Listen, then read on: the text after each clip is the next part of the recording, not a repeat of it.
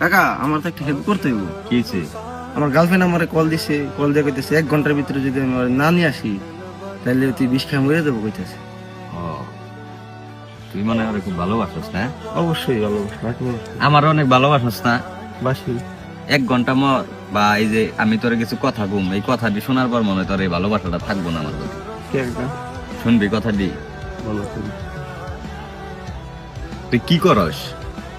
বেকার বাপের টাকা বেকার। তোর বাপের তোর নিয়ে স্বপ্ন আছে, তোর মার তোর নিয়ে স্বপ্ন আছে, একদিন তুই অনেক বড় হবি, হ্যাগো দেখবি, অবশ্যই। হ্যাগো কিছু খাওয়াবি। তোর বয়স কত এখন? 16-17।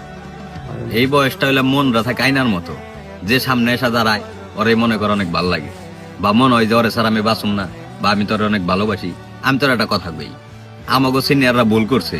আমরা যখন নাকি প্রেম ভালোবাসা করছি, তখন নাকি তাগো কাছে গেছি, যায় যখন নাকি কইছি ভাই বাইর করে নিয়ে যাম বা বিয়া করুম হ্যান ত্যান, তখন হ্যাঁ আমাকে একটা থাপ্পড় দেয় নাই। থাপ্পড় না দেখার উল্টা কি কইছে জানোস? যে নিয়ে আয়, বাদ বাকি সব আমি দেখুন। কিন্তু আমি তোর ওইটা কম না, আমি তোর 2টা অপশন দেখাম। আর তুই কি কইলি যে তোর গার্লফ্রেন্ড তোর সারা মইরা দেবো 1 ঘন্টার ভিতরে, তুই যদি তোর যায় না নিয়ে আসোস, তুই 2 ঘন্টা আমার লগে বয়ে থাক, যদি মরে হেসুম তুই আমার কইস মেয়া মানুষ, আমি চিনি।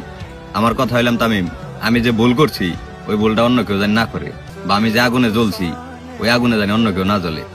এই গার্লফ্রেন্ডও বাইচা থাকবো, তোরও ক্যারিয়ার হইব, যদি তুই নাকি এই পরিস্থিতি না নেস। কাকা আমার অনেক ভালোবাসে। হ্যাঁ ভালোবাসে, মেয়েদের ভালোবাসা বেশি দিন থাকে না। তুই বিশ্বাস নাহলে তুই যদি আজকে ওরে ছাইড়া দে দেখ, সর্বোচ্চ 15 দিন, এর ভিতরে হয়তো ও একবারে সিঙ্গেল হয়ে দেবো, নইলে অন্য কেউ এর ভিতরে ভালোবাসা ফেলেবো। বা কিছুদিন পর ওর বাম্মাই যখন নাকি কেউ লগে বিয়া দিয়ে দিব, তখন বিয়া বিয়া বসে একবারে সুখ শান্তিতে বসবাস করবো। তুই বুঝতে পারবি না যে তুই ওর জীবনে কোনদিন ছিলি বা ছিলি, এরকম কোনো চিন্তা ভাবনাই থাকবো না ওর ভিতরে। এটা হলো মেয়ে মানুষ।